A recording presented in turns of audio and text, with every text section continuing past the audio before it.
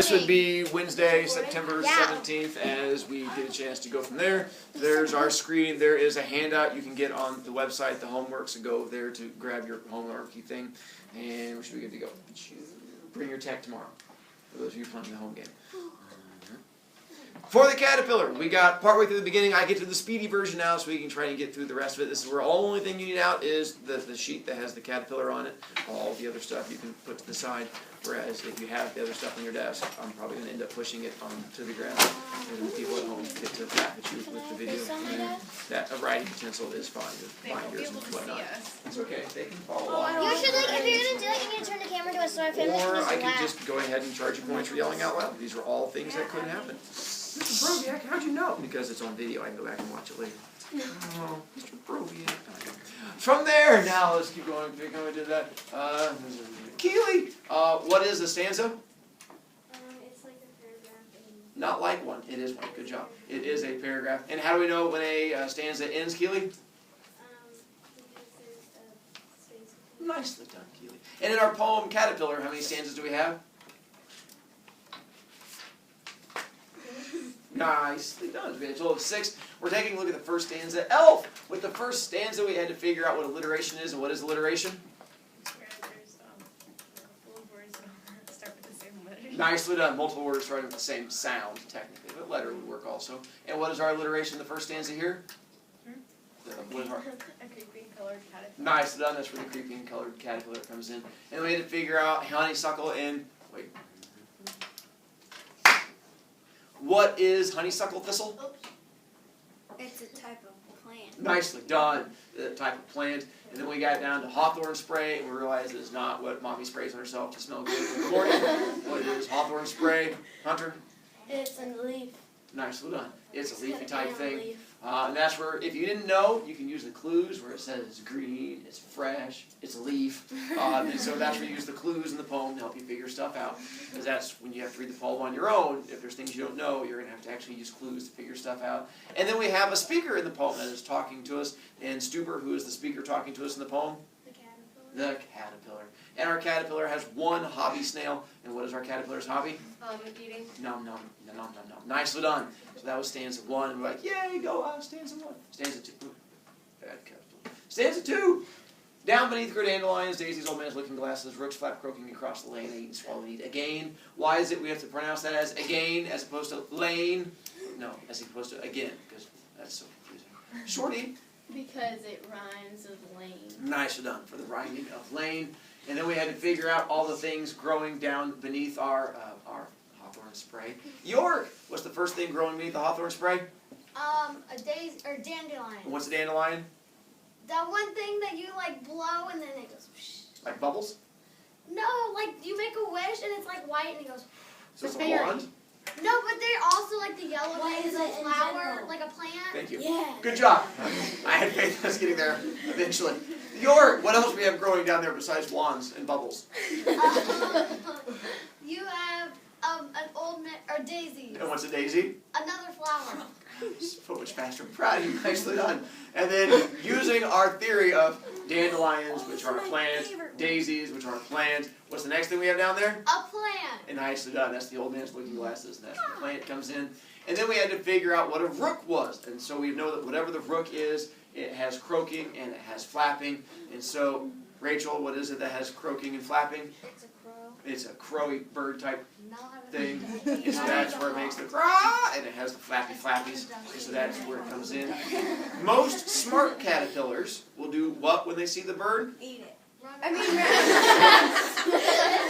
Some caterpillars. They will run away because what will the bird do to them? That's where eating it comes in. Our caterpillar, though, does not run when the bird goes by. What does our caterpillar do? Keep eating. Nicely done. It shakes his little caterpillar fist up at the sky and just keeps on eating. And here's where we don't know yet if it's bravery or stupidity, because it's a fine line between the two of them. I mean, if he survives, he's brave. If he gets eaten, he's stupid. And so that's where that fine line comes in. So going to stanza 3, we find out there's more dangers in Caterpillar Town. So now is where we get to come back to have you guys read it from there. Pecan, we'll have you read this stanza, and then we're going to find out about more dangers and stuff from there. Here come rain raindrops, helter-skelter, I munch and nibble unregarding. Hawthorn leaves are juicy and firm, I'll mind my business, I'm a good one. Nicely done. Here come raindrops, helter-skelter, I munch and nibble unregarding. Hawthorn leaves are juicy and firm, I'll mind my business, I'm a good worm. Well, first off, once again in this one, Rose, who is our speaker? You're Rose. Who's the speaker? The caterpillar. Are you sure? Well, yes. Good job. It hasn't changed. Still the caterpillar talking to us. But now we introduce a new danger into Caterpillar Town. And Burns, what's our new danger in Caterpillar Town? Raindrops. Now, why is it, and here's where you have to use a little bit of your thinking, why are raindrops a danger to caterpillars? Now, to help you out, two of the wrong answers. One, caterpillars don't melt. They're not witches. So they don't have to worry about when water hits them. Two, they're not going to drown. The reason they're not going to drown is because where are caterpillars? In trees. Where's water? It was a plant. Down here. So unless we're down in New Orleans and it's Katrina, we're pretty safe if you're a caterpillar. But keep going with your thinking. Chloe? Because raindrops are like as big as the caterpillar. Yes? Keep going. And they're kind of heavy. Yes? And when they drop on the caterpillar. Yes? And then they'll fall off. Yeah, and then they'll like lose their balance and just tumble Yeah. off. Wait, way to have her tag in. Nicely done. Yeah, so it's the idea of when the raindrops hit, because they're as big as the caterpillar, they can knock them off. And then once they're down there on the ground, they're far away from all the delicious leafy things. So that's where the worry comes in. So when the rain starts, where do all the smart caterpillars go? In the dirt. Let's just go with run away. Run away, yeah. What does our caterpillar do? Fall. Nicely done. No, He stay. keeps on doing the nom nom What is nom that? nom nom. And then here at the end, we say the hawthorn leaves, juicy and firm. I'll mind my business. I'm a good worm. It's where kids get Mr. Brovicast, I thought it was a caterpillar, says Rose. Why is it all of a sudden a worm? Are you trying to trick me? I know what that weird. Why do we put worm there as opposed to I'm a good caterpillar? Paris? It rhymes with fern. Nicely done. And so we had to have a rhyming thing, and you can't say I'm a good caterpillar. It doesn't make sense. Mr. Brovicast, caterpillars aren't worms. I'm aware. One has legs, one doesn't. But remember, we said at the very beginning, poets are insane. So they just like to just throw random things in there. And they're like, they're both wiggly, and you can put them on a hook to go fishing. Same thing. And so they just went ahead and sort of rolled with it. So that's the good worm part. Plus, the I'll mind my business has two meanings to it. Because if ever someone tells you to mind your own business, what are they telling you to do? Worry about yourself. Yeah, worry about yourself. So all the other caterpillars are running and hiding. And they're just running, and they're like, oh my goodness, the rain's coming. Oh my goodness, the birds are coming. And they're all running and hiding, and our caterpillar's like, yum, yum, yum, yum, yum, yum. And they're like, what are you doing? He's like, yo, mind your business. And so he's just out there doing his own thing. He says, I'll mind my business. The other reason is, if he was working at a company, and he was a very highly valued employee, what would his company be doing? Because what's the only thing he's good at? He's saying, I'll mind my business, because what's his business?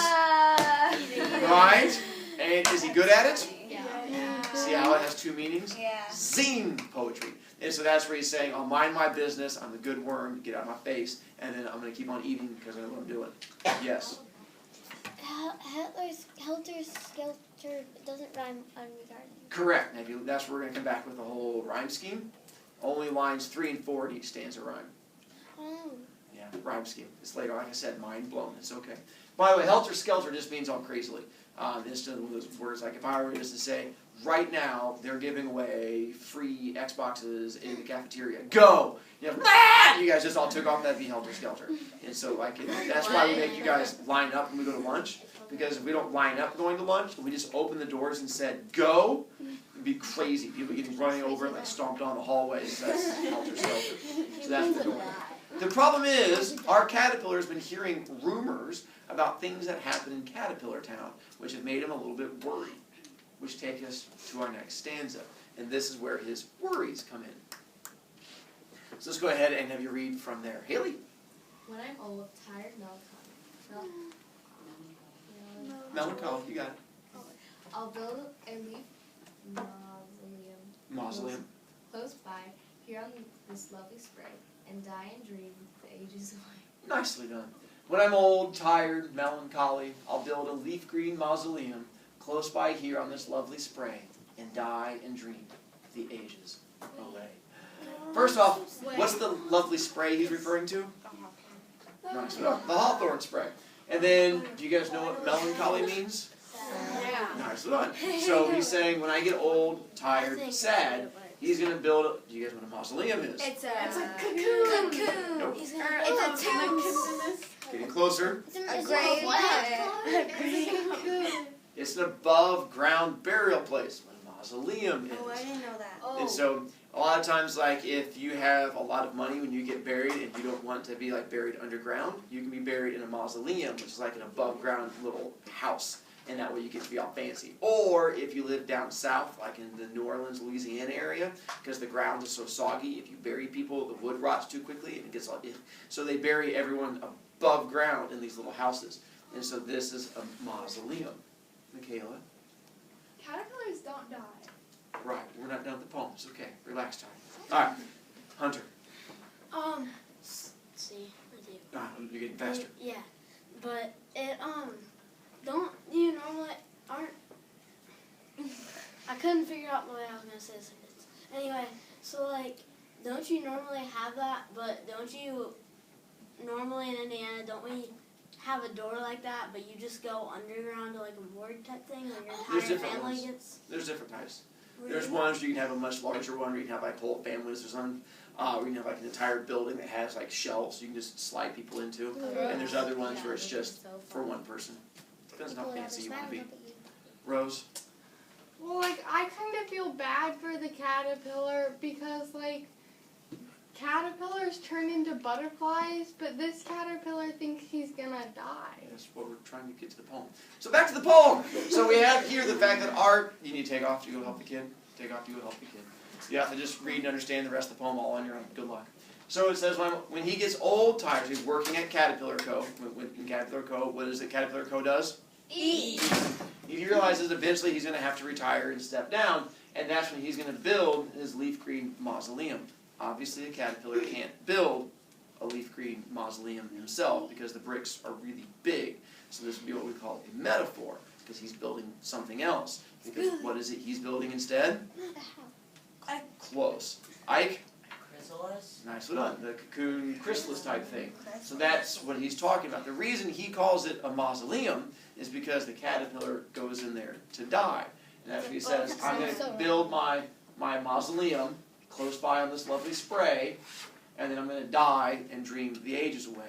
But he's not done, because he's heard rumors that something happens to caterpillars after they die. He doesn't know if it's true, but apparently people have been going around spreading rumors.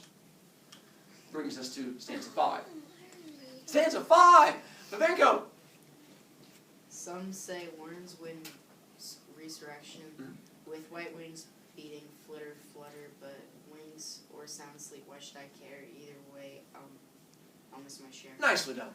Some say worms win resurrection with white wings beating flitter flutter, but wings or a sound sleep, why should I care? Either way, I'll miss my share. So he says, rumor is he's heard this happens to some of the worms, caterpillars. After they die, what does resurrection mean? Yay. Chloe? Oh, okay. Well, you are risen from the dead. Nicely done. He says he's heard rumors that apparently sometimes caterpillars die and then they rise from the dead and come back to life. Not only do they come back to life, they come back to life with superpowers. And what superpowers do they come back to life with? Shorty? They get to fly. They can fly. Now, most of us are smarter than a caterpillar. And we understand what happens when they rise from the dead. And what happens when they rise from the dead? They become a butterfly. But that's not what he's thinking of. Oh, where's my... Oh, wait, it's a moth, isn't it? It's a moth. It is. But I have another picture in there. Let's go on. I'll be back and find another picture. Because there's another name for if you have someone that dies and then they come back to life, and then they usually go around trying to hunt down other people, and then you have to band together to fight them off, usually in Atlanta and stuff like that, because it seems to be the safest place to get together. Ike? Zombies. And so he's afraid that they're going to come back as zombies. And so his worry is that they're eventually going to come back as flying caterpillar zombies. Now, that's where you have to hope that you're smarter than him and realize that you're not going to come back as a flying caterpillar zombie. Instead, we're going to come back as a butterfly. I had a really cool picture of a flying caterpillar zombie. It's gone. That's what I kept trying to find. I'm disappointed, so I'm going to have to try and find it later. Only show us later. It was awesome, too. Just Google It's somewhere. flying I'll freak it out. But he says he doesn't care. Whether he dies forever or comes back as a flying caterpillar zombie, either way, he's depressed. Because he's going to miss out on the one thing he cares about. And what's the one thing our caterpillar cares about? Eat when he's Mr. Brovicast, I just like to talk out loud. Mr. Brovicast, he can still eat. Close. What is it the caterpillar likes to eat? Yes? Food. Close. Specifically, we all eat food. More specific than just food. Birds. Leaves. When he comes back as a flying caterpillar zombie, what does he eat? Ike? Like sugar water stuff that's in plants? Yes. He eats the brains of flowers. And as he has his little brain sucker that goes right to the top of the flower, and he sucks out the little brain juice from all the flowers. That's what he's going to eat. And that's not leaves. He's like, I've heard that when you come back, you get to eat, but you eat the brains of flowers. And that's not what he wants. He says, either way, I'm going to miss the share of what I want. So then we get to our final stanza. Wegger, go ahead and read our final stanza. Under the sloop of honeysuckle, a hungry, hairy caterpillar, I crawl on my hind swinging seat and eat as one ought to be. Nicely done. Under this loop of honeysuckle, a hungry, hairy caterpillar, I crawl on my high, and swinging seat and eat as one ought to eat. Even with all of this information, he's decided he's going to stick to doing the one thing he knows well. And Jackson, what's the one thing he knows well? Nicely done. So he's going to hang out and just eat. Wait, that means he is a flying caterpillar zombie because he's eating flower brains. Exactly. Not yet. Right now he's still eating leaves, so that will come eventually. Tomorrow, what do you have to bring? Homework. Electronic. Nicely done. What day is your quiz? Tomorrow. Friday. How many of you are scary? What?